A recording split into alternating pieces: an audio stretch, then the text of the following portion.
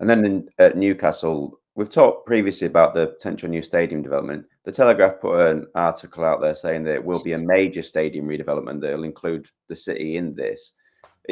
Could there be issues though, like we've talked about with maybe the likes of Chelsea and Man United previously, where they play if they have to leave St James's Park? They're maybe even more restricted than other teams potentially. Yeah, I think from what I've seen, the plan would be like a Spurs style situation. They've got a plot of land that's next to the stadium. So you do the build, you do 3 sides of the build on one side of the stadium, whilst the stadium is still active, and then you flip round. But you know, as we know, Spurs still had 1 year where they didn't have anywhere to play. It's hard to see what the solution would be for Newcastle.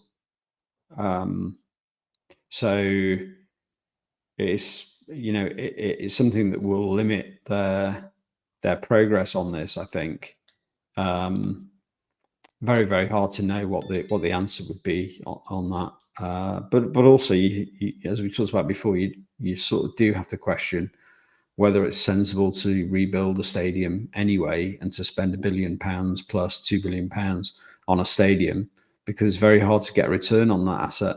I don't know. We'll see. I think, you know, we talked previously about United potentially playing at Wembley, because even though they have stadiums relatively close by, there's no possibility realistically that, say, City, Everton, Liverpool, or Leeds are going to be prepared to host Manchester United.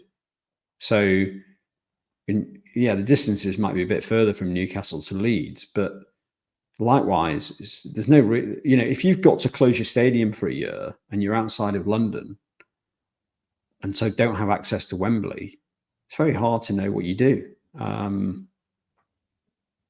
don't know. I'm not sure what the answer is, because you know, it's not like the rugby stadiums that we don't have in the north.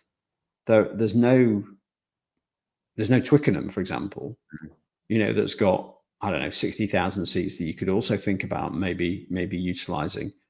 We have Wembley, and then we have a whole load of club stadia that I just don't think are going to take on Newcastle or United or whoever else needs to be out of the stadium for an entire year. So I don't know. It's I think they have to factor that into their redevelopment plan.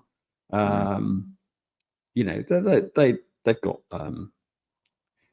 they've obviously got very, very high quality people, and maybe they have to move away from St James's Park. I don't know. I mean, that might be the other option.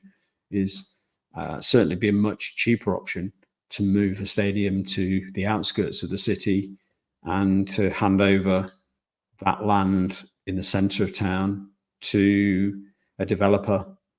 That would definitely make financial sense, but I suspect it would send Newcastle fans into some kind of dissent. Of course.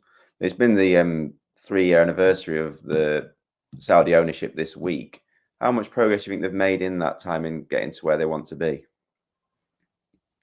It's gone really well, I think. I mean, I know Newcastle fans might not necessarily see that.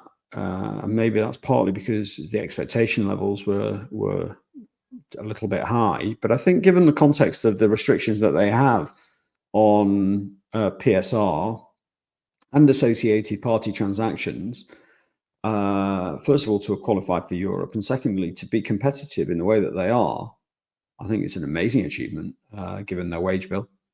You know, it would have been, and they've also had a final. So I think they've done brilliantly.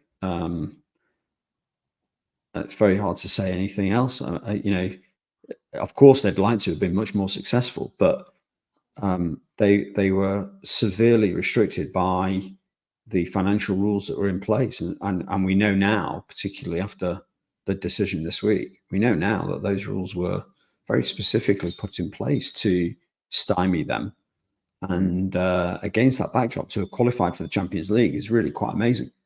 No, definitely. But, you know, but of course they need to, you know, they need the knock on. I mean, they were actually quite unlucky last season not to qualify for one of the European trophies. So I think they've done amazingly well.